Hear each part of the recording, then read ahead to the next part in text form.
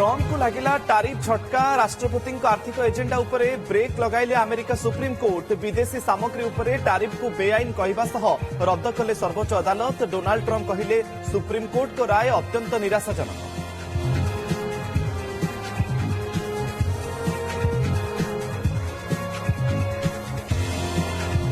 भुवनेश्वर केस्रे पुणी छात्र मृत्यु हॉस्टेल उद्धार है जुक्त 2 आर्ट्स जड़े छात्र मृतदेह मृत छात्र घर नुआपड़ा अंचल सूचना मृतदेह को उद्धार कर इन्फोसिटी थाना पुलिस तनाघना जारी।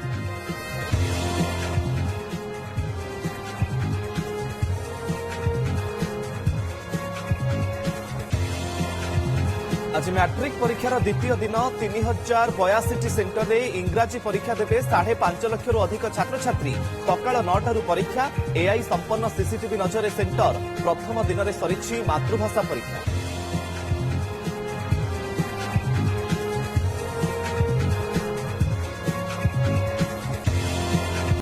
कटक रेभेन्सा छात्र उत्तेजना 2 छात्रगोष्ठी मुहांमुही ईस्ट और न्यू हॉस्टेल छात्रों मध्य मारपिट उभय पक्षर अनेक आहत कैंपस रे पुलिस मुतयन।